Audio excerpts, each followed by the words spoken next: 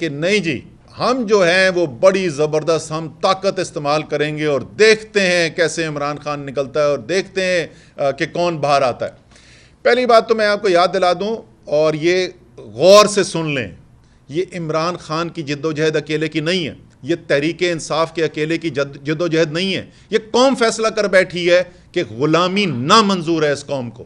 اگر کوئی یہ سمجھتا ہے کہ وہ زبردستی سے، دھونس سے، تشدد سے، اسلحے کے استعمال سے قوم کے اس فیصلے کو دبا سکتا ہے تو یہ اس کی بہت بڑی غلط فہمی ہے۔ ایسی غلط فہمیاں ہم پہلے بھی دیکھ چکے ہیں۔ آپ کو وہ دن بھی یاد ہوگا جس دن بڑے فخر سے بتایا گیا کہ جناب اکبر بگٹی کو ہم نے مار دیا ہے، اور ایسے مارا اس کو پتہ بھی نہیں چلا کہ کدھر سے وار آیا تھا۔ 15 سال سے زیادہ گزر گئے، بلوچستان آج بھی سنبھالا نہیں جا رہا۔ یہ باتیں جو ہیں بند کمروں کے اندر بڑی اچھی لگتی ہیں، یہ طاقت کے استعمال کی دھمکیاں جو ہیں، اور اپنے آپ کو جو حکومت کے اندر ہوتے ہیں، جو طاقت کے جن کے پاس ہوتی ہے، وہ اپنے آپ کو اس قسم کی غلط فہمی میں مبتلا کر لیتے ہیں۔ اسی قسم کے مشورے ہمیں عمران خان کو بھی دیے جاتے تھے۔ جس وقت نواز شریف نکل رہے تھے، گجرانوالہ کی کال آئی، اس سے پہلے جب فضل الرحمان یہاں آ رہے تھے اسلام آباد میں، تو ان کو بھی ایسے مشورے دیے جاتے تھے، جی جناب نکلنے نہ تو گھر سے، پہلے سے اٹھا لو۔ ہر دفعہ عمران خان کا یہ جواب ہوتا تھا کہ پریشانی کس بات کی ہے، آنے دو، یہ ان کا آئینی حق ہے اور عوام فیصلہ کر لیں گے۔ اور عوام جو فیصلہ کر بیٹھے ہیں وہ آپ کو نظر آ رہا ہے، چاہے آپ حلیم عادل شیخ کے گھر پر رات میں 2 دفعہ چھاپے ڈالیں یا 4 دفعہ چھاپے ڈالیں، یہ لوگ اب گھر بیٹھنے والے نہیں ہیں۔ یہ فیصلہ جو ہے پاکستان کے عوام کا، وہ آپ کو سارے پاکستان میں نظر آ رہا ہے۔ کل جس طریقے سے گجرانوالہ باہر نکلا ہوا تھا، میرے خیال میں پاکستان میں کوئی سوچ نہیں سکتا تھا، شاید عمران خان نہیں سوچ سکتے تھے کہ اتنی بڑی تعداد کے اندر پوری قوم نے کھڑے ہو جانا ہے، اور وہ اس لیے کہ وہ اس وقت کسی سیاسی مقصد کے لیے نہیں کھڑے ہوئے۔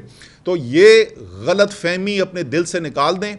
پہلے ہی جو پاکستان کو نقصان کر دیا گیا، میں لوگوں سے سوال پوچھ رہا تھا، مجھے یہ بتائیں کہ بھارت نے جو حملہ کیا تھا بالا کوٹ کے اوپر اور 1 کوا اور 12 درخت گرائے تھے، کیا اس سے پاکستان کو زیادہ نقصان ہوا تھا؟ یہ بیرونی مداخلت کے ساتھ پاکستان کے اندر عدم اعتماد کی تحریک لا کے جو سیاسی عدم اعتماد ایسا کام کیا گیا ہے۔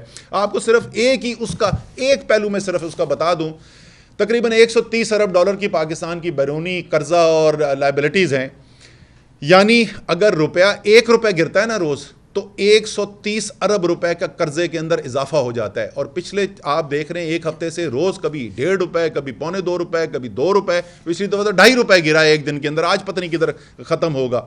اور صرف عدم اعتماد کی تحریک جب سے آئی ہے، اس سے آج تک 2860 ارب روپے کا ہمارے قرضے کے اندر اضافہ ہو گیا ہے، جو روپے ہم نے دینے بیرونی قرضے کے لیے 2860 ارب روپے۔ یہ جو نقصان پہنچایا جا چکا ہے، میں دوبارہ کہہ رہا ہوں، کان کھول کر سن لیں فیصلہ سازی کرنے والے، تاریخ معاف نہیں کرتی، لوگ معاف کر دیتے ہیں، انسان معاف کر دیتے ہیں، تاریخ معاف نہیں کرتی۔ اگر ہم نے وہ راستہ اپنانے کی کوشش کی، پہلی بات تو جس بڑی تعداد میں پاکستانی قوم کھڑی ہو گئی ہے اور فیصلہ کر بیٹھی ہے، یہ ممکن بھی نہیں ہے آپ کے لیے، لیکن اگر آپ نے یہ غلطی کی تو جو پاکستان کو نقصان ہوگا وہ نقصان، یہ میں کوئی خوشی سے نہیں کہہ رہا، یہ میں اس لیے نہیں کہہ رہا کہ میں کوئی آپ کو دھمکی دینا چاہتا ہوں، میں ایک محب وطن پاکستانی کے طور پر آپ کو یہ کہہ رہا ہوں۔ جو پاکستان کو آپ نقصان پہنچائیں گے، پہلے بہت نقصان ہو چکا ہے، جو اب نقصان پہنچے گا، پہلے بھی میں نے کہا تھا، تو وہ تمام لوگ، وہ تمام ٹی وی کے اینکرز، وہ تمام سیاستدان جو بڑا ہمارا مذاق اڑاتے تھے کہ کدھر گئیں 1 کروڑ نوکریاں، وہ 1 کروڑ نوکریاں آپ کو عمران خان کی حکومت اضافہ کر کے دکھا رہی تھی۔ یہ جو اس سال 6% اضافہ ہوا ہے معیشت کے اندر، اور خاص طور پہ جیسے میں نے کہا کہ وہ تمام سیکٹرز کے اندر یہ اضافہ ہوا ہے، اس سب کو اگر آپ دیکھیں تو مجھے کوئی شک نہیں کہ اس سال جو ہے وہ ایک بڑی تعداد کے اندر، جب بھی روزگار کے نمبرز ریلیز ہوں گے، رپورٹ ریلیز ہوگی تو آپ کو نظر آئے گا، اور میرے اندازے کے مطابق ہم تقریباً پہلے 4 سال کے اندر 80 لاکھ اضافی روزگار، یعنی 1 کروڑ 5 سال کا مطلب ہوا 20 لاکھ سالانہ، ہم اس پیس کے اوپر پہنچ چکے تھے، اور ابھی تو پہیہ معیشت کا تیز سے تیز تر ہوتا چلا جا رہا تھا۔ یہ وہ حالات تھے جس کے اندر بیرونی مداخلت، سازش، بند کمروں کی سازش اور ضمیر فروخت کر کے، ضمیر خرید کر عمران خان کی حکومت کو گرایا گیا. پاکستان کے اوپر پاکستان کے استحکام کے اوپر ایک حملہ ہوا اور اس کی قیمت جو اس وقت پاکستان ادا کر رہا ہے آپ نے سنی لیا ہوگا. ابھی تک تو خبریں پھیل گئی ہیں. اس وقت صورتحال یہ ہے کہ آج صبح انٹر بینک مارکیٹ کے اندر، یہ اوپن مارکیٹ نہیں ہو فارغ ڈیلر والا، انٹر بینک مارکیٹ کے اندر جو ہماری سرکاری جو بینکس کے اندر جو ٹریڈنگ ہوتی ہے 200 سے اوپر پہنچ چکی تھی اور 200 روپے کے اوپر کوئی ڈالر بیچنے کو تیار نہیں تھا. صبح کی صورتحال یہ تھی، ایک مارکیٹ کے اندر جو پینک قسم کی صورتحال ہوتی ہے ایسی نظر آ رہی تھی. یہ کیا ہے پاکستان کے ساتھ، اور جو اس کے عوامل بنے ہیں اس کی بڑی تفصیل سے بات کی جا چکی ہے. لیکن ذرا سا آپ آگے کی طرف دیکھیں کہ یہ صورتحال میں نے آپ کو بتا دیا کیسے معیشت کس طریقے سے ترقی کر رہی تھی، کس طریقے سے بہتری کی طرف گامزن تھی، کس طریقے سے زراعت بڑھ رہی تھی، صنعت بڑھ رہی تھی، روزگار لوگوں کو مل رہا تھا، برآمدات بڑھ رہی تھیں، ترسیلات بڑھ رہی تھیں، تمام جو بہتری ہو رہی تھی اس سب کو ہلا کر رکھ دیا، اس کی ساری بنیادیں ہلا کر رکھ دیں. معیشت کے اندر پہلے بھی میں یہ کہہ چکا ہوں، کاروباری لوگ جو ہیں وہ سمجھتے ہیں، سرمایہ کار سمجھتے ہیں غیر یقینی صورتحال جو ہے وہ زہر ہوتی ہے، اور غیر یقینی صورتحال جو ہے اس کو حل کرنے کے ایک راستہ وہ ہے جو بہتری کی طرف جاتا ہے، دوسرا راستہ وہ ہے جس کی ہمیں باتیں سنائی دیتی ہیں. بہتری کا راستہ یہ ہے الیکشن کال کریں، سارا پاکستان جو ہے متحد ہے اس کال کے اوپر کہ ہاں جی جمہوری طریقہ کار پاکستان کے اندر ہونا چاہیے، جمہوری عمل چلنا چاہیے، الیکشن ہونے چاہیے، سب اپنے اپنے حلقوں کے اندر اتر جائیں گے. نہ ہمیں عمر ایوب نظر آئیں گے، یا ہری پور پہنچے ہوں گے، علی زیدی کراچی بیٹھے ہوں گے اور وہاں پر اپنے اپنے حلقوں کے اندر چلے جائیں گے. تو یہ ساری جو ایک سیاسی افراتفری، ایک معاشرتی عدم استحکام نظر آ رہا ہے، یہ سب کا سب جو ہے وہ ختم ہو جائے گا اور پاکستان کا دوبارہ سے انشاءاللہ تعالی بہتری کا سفر شروع ہو جائے گا. دوسرا راستہ جس کی تجویز دی جا رہی ہے وہ راستہ ہے، جیسے چند دن پہلے بھی میں نے پریس کانفرنس کی تھی اور قوم کو یہ خوشخبری دی تھی کہ ہمارے پاس جتنے بھی اعداد و شمار آ رہے ہیں تو ہمیں یہ نظر آ رہا ہے کہ اس سال کا، یعنی جو جاری سال ہے، اس سال کے جو نیشنل اکاؤنٹس کمیٹی مرتب کرتی ہے اکاؤنٹس، نیشنل اکاؤنٹس، اس کے مطابق اس وقت میں نے کہا تھا ہو سکتا ہے کہ 6% تک ہماری شرح نمو ہو ہمارے اکانومی کی، جی ڈی پی کی. اور الحمدللہ آپ نے دیکھا کہ کل نیشنل اکاؤنٹس کمیٹی کی میٹنگ ہوئی اور اس کے اندر اس بات کی تصدیق ہوئی کہ یہ جاری سال جو چل رہا ہے اس سال کے اندر 6% معیشت نے کی ترقی میں اضافہ ہوا. دوسری اچھی بات اس کی یہ ہے کہ ایک تو ظاہر ہے یہ قوم کے لیے بہت بڑی خوشخبری ہے کہ اتنی تیزی سے معیشت جو ہے اس کا پہیہ چل رہا ہے اور گروتھ ہو رہی. پتہ نہیں اب یہ کہنا چاہیے چل رہا ہے یا چل رہا تھا، میں اس کو بتا کے اوپر بھی آتا ہوں. اور دوسری بات یہ ہے کہ یہ کسی ایک سیکٹر سے یا کسی کوئی ایک یا دو مختلف جگہ نہیں ہے جس کی وجہ سے یہ ہمیں نظر آئی گروتھ. سب سے زیادہ جو میرے خیال میں اہم چیز ہے وہ زراعت کا 4.4% جو ہے وہ گروتھ ہوئی، اور پچھلے 2 سال بھی اگر آپ اٹھا کے دیکھیں تو 3.5% اور 4% کے درمیان زراعت کی گروتھ رہی. پاکستان کی نصف سے زیادہ آبادی جو ہے اس کا تعلق زراعت سے ہے، اور پاکستان کی معیشت اور خاص طور پہ غربت کی سطح کے اوپر بہت بڑا اثر انداز ہوتا ہے زراعت کا شعبہ. اور یہ 3 سال متواتر جو اتنی زبردست کارکردگی، اور اس سال تو بہت ہی الحمدللہ کارکردگی جو ہے وہ ایگریکلچر کی وہ کمال کی رہی. اور اس دن بھی جیسے میں نے آپ کو بتایا تھا کہ گنے کی، چاول کی، آلو کی، مکئی کی تمام فصلیں جو ہیں وہ ریکارڈ فصلیں ہوئی ہیں. اسی طریقے سے صنعتی ترقی جو ہے وہ پچھلے سال بھی 7% سے زیادہ تھی، اس سال پھر 7.2% صنعتی ترقی ہوئی.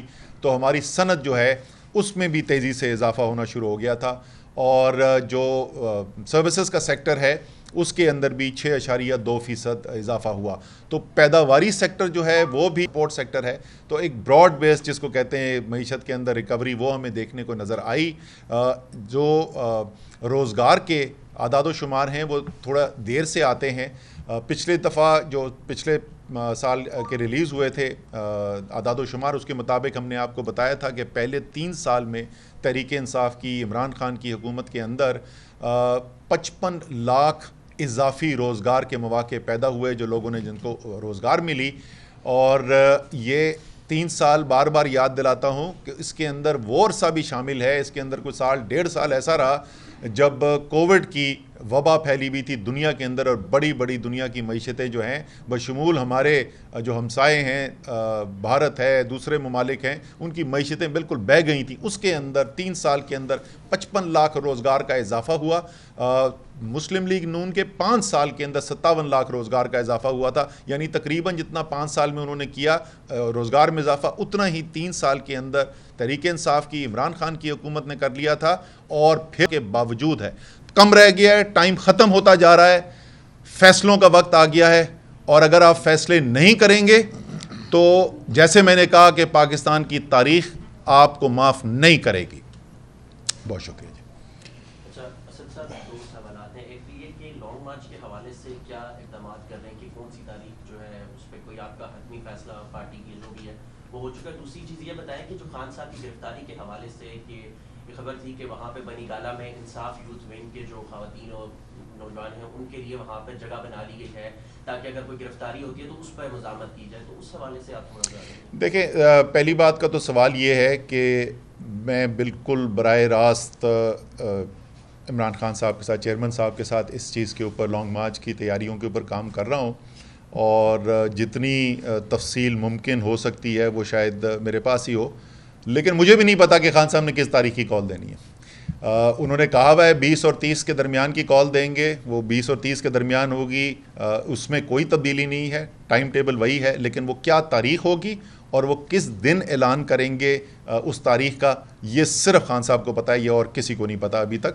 دوسری جو آپ بات کریں، نہیں ہم وہاں کوئی خواتین بچے نہیں لے کر جا رہے، لیکن ہاں ہم نے سیکیورٹی کے اندر اضافہ کیا ہے. ان کی آپ کو پتہ ہے کہ انٹیریئر منسٹری نے مجھے خط لکھا، بلکہ مجھے ہی ایڈریس تھا وہ خط، اور انہوں نے کہا کہ جی تھریٹ اسیسمنٹ سیل جو ہے اس نے کہا ہے کہ عمران خان کی سیکیورٹی میں اضافہ کرنے کی ضرورت ہے، تو آپ یہ کر لیں، یہ کر لیں، یہ کر لیں، ہم ایک بلٹ پروف آپ کو گاڑی دے دیں گے، باقی یہ ساری آپ کی ذمہ داری ہے. جو کنوکٹ بیل کے اوپر ہیں ان کی جو سیکیورٹی کی ذمہ داری ہے وہ حکومت ادا کرے گی. اور پاکستان کا ex prime minister, former prime minister, اور پاکستان کا فیوچر پرائم منسٹر جو ہے، پاکستان کی سب سے بڑی سیاسی لیڈر کا چیئرمین جو ہے، اس کی ذمہ داری سیکیورٹی کی. انہوں نے کہا جی یہ آپ کا اپنا کام ہے، یہ آپ خود سنبھالیں. تو ہم نے سیکیورٹی کے انتظامات بہتر کیے ہیں. جو انر پیرامیٹر جو ہے اس کے اندر بھی ہم نے زیادہ سیکیورٹی کے انتظامات کیے ہیں. لیکن حکومت مکمل طور پہ ذمہ دار ہے، اور میرے خیال میں اس بات کا ان کو بھی پتہ ہے کہ اگر خدا نہ خواستہ عمران خان کے اوپر کچھ ہوتا ہے، کوئی ان کو حراست میں لینے کی کوشش کی جاتی ہے، یا کوئی ان کی جان کو نقصان پہنچانے کی کوشش کی جاتی ہے، تو پھر کوئی پاکستان میں شخص نہیں ہے بشمول تحریک انصاف کی لیڈر کی کہ حالات کو اس کے بعد قابو میں رکھ سکے. تو یہ مکمل طور پہ ذمہ داری ان کی ہے. سر یہ بتائیے گا کہ ایک سپریم کورٹ کا پہلے فیصلہ آیا جس میں 63A کی تشریح کی گئی، اور آج ایک بار پھر سپریم کورٹ نے ایک اسکو دوپس لیا ہوا ہے جو تحقیقات کے حوالے سے یہ اقدامات کر رہی تھی. لیکن سر یہ بتائیے گا کہ کیا جو یہ معاملہ ابھی آپ لوگوں نے پہلے بھی اس کو اٹھایا تھا کہ ایف آئی اے میں ڈاکٹر رضوان والے جو معاملات ہوئے، تو سر یہ ریورس ہوں گے؟ آپ لوگ اس پر سپریم کورٹ کے اسکو نوٹس میں آپ خود پارٹی بنیں گے سارے حوالے سے پی ٹی آئی؟ اور دوسرا سر یہ جو مارچ ہے آپ کا، سر اس کے حوالے سے لوگ یہ سوال کرتے ہیں کہ کیا یہ ایک دن کا جلسہ ہوگا، سٹ ان ہوگا، اس کے حوالے سے تھوڑا سا کیا پلاننگ ہوئی آپ کی؟ اچھا، یہ جو ہے پہلا والا جو آپ نے 63A کی بات کی، تو وہ 63A میں مجھے کل آوازیں آ رہی تھیں، کچھ چیخوں کی آوازیں آ رہی تھیں. یہ علی زیدی اور حلیم عادل شیخ کے کوئی دوست وہاں بیٹھے تھے، انہوں نے کہا جی کوئی بڑی غیر آنی چیز ہوگی. جب آپ نے کروڑوں کی انویسٹمنٹ کی ہوئی ہو اور وہ لوٹا سوائے واش روم کے اور کسی کام کا نہ رہے تو چیخوں کی آواز تو آئے گی. سو کمال کی بات ہے کہ وہ کہتے ہیں کہ لوگوں کو ضمیر بیچنے کی اجازت ہونی چاہیے، شرم کرو کوچ. دوسرا آپ کا جو سوال تھا کہ اس کی سٹ ان کے حوالے سے، دیکھیں یہ جو فیصلے ہیں نا، یہ بنیادی فیصلے یہ عمران خان نے کرنے ہیں، اور وہ اپنے وقت آنے کے اوپر یہ فیصلہ کریں گے. لیکن ایک چیز اور میں ہائی لائٹ کرنا چاہتا ہوں کہ ہم نے جو فیصلہ کر لیا ہے وہ یہ ہے کہ پنجاب، آزاد کشمیر، گلگت بلتستان، خیبر پختونخوا سے تو لوگ ہم نے موو کرنے ہیں، وہ انہوں نے اسلام آباد پہنچنا ہے سب نے. لیکن کیونکہ سندھ اور بلوچستان دور ہیں اسلام آباد سے، تو یہاں پر وہاں سے لوگ تو ضرور آئیں گے، وہاں پر نمائندگی یہاں پر سندھ کی بھی ہوگی، بلوچستان کی بھی ہوگی. لیکن جو فیصلہ کیا گیا ہے وہ یہ فیصلہ کیا گیا ہے کہ اس دن، جس دن لانگ مارچ ہوگی، تو اس دن جو بڑے شہر ہیں ان صوبوں کے، کراچی، حیدرآباد، سکھر، لاڑکانہ، کوئٹہ، یہاں پہ سندھ کے صدر علی زیدی بھی بیٹھے ہوئے ہیں، بلوچستان کے صدر قاسم سوری بھی بیٹھے ہوئے ہیں. آپ انشاءاللہ دیکھیں گے عمران خان کی کال کے اوپر عمران خان نہیں ہوں گے وہاں پر، لیکن اس کے باوجود عمران خان کے ساتھ یکجہتی کے لیے اور پاکستان کی آزادی کے لیے آپ کو اتنی بڑی تعداد کے اندر لوگ نظر آنے کراچی، حیدرآباد، سکھر، لاڑکانہ، کوئٹہ کی سڑکوں کے اوپر کہ ان سے ووٹ سنبھالنے مشکل ہو جائیں گے. ڈرنے کا لانگ مارچ کا پہلے بھی ہم تجربہ کر چکے اور 126 دن کے بعد بھی بالآخر عدالت کی طرف رجوع کرنا پڑا. آپ یہ بتائیے گا کہ اس دفعہ جو تجربہ کیا جا رہا ہے، اگر لانگ مارچ کے بعد کچھ حاصل نہیں ہوتا تو آپشن کیا ہوگا؟ دوسرا یہ کہ بینگ پاکستانی آپ حکومت میں نہیں ہے، ڈالر کیوں بڑھ رہا ہے اور مشورہ کیا دیتے ہیں مفتاح اسماعیل کو کہ ڈالر کم از کم کنٹرول؟ مشورہ مفتاح اسماعیل کے لیے نہیں ہے، مشورہ مفتاح اسماعیل کے باس کے لیے ہے کہ اس آدمی پہ رحم کرو، بیچارہ لالی پاپ کھا کھا کے اس کا بیڑا غرق ہو گیا. یہ اس کے بس کی بات نہیں ہے بھائی. جس وقت تک پاکستان کے اندر ایک امپورٹڈ حکومت ہے بیرونی مداخلت کے ذریعے لائی ہوئی اور قوم اس کو مسترد کر کے بیٹھ گئی ہے، کسی کو بٹھا دو اس کرسی کے اوپر، مجھے بٹھا دو، سنبھال نہیں سکتے ہم اس کو، تو اس کا حل تو صرف غیر یقینی کا تو صرف یہی ہے. دوسرا آپ نے بات کیا اگر کچھ نہیں حاصل ہوا، ٹکا خان بہت کچھ حاصل ہو گیا ہے، قوم کھڑی ہو گئی ہے، سب کی نظروں کے سامنے قوم بن رہی ہے. اس قوم نے فیصلہ کر لیا ہے کسی کے سامنے سر جھکانا نہیں ہے اللہ کے علاوہ.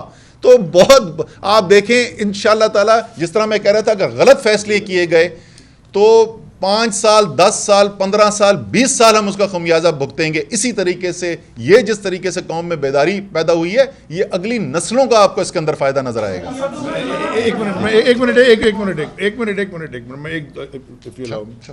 میں صرف 2-3 باتیں اسد عمر آپ کی پرمیشن سے. عمر جٹ، آپ نے جو سوال پوچھا نا 63A والے فیصلے کا، میں صرف ایک سوچ چھوڑے جاتا ہوں، ایک سوال چھوڑے جاتا ہوں کہ یہی فیصلہ 63A کا اسی دن اگر آنریبل سپریم کورٹ، ہمارے آنریبل ججز رات کو 12 بجے یہ والا فیصلہ بھی اسی دن سنا دیتے نا، تو بڑے حالات ٹھیک رہتے، کیونکہ اس میں دیر کی مجھے نہیں پتا ان کے پاس کوئی ریزن ہوگی.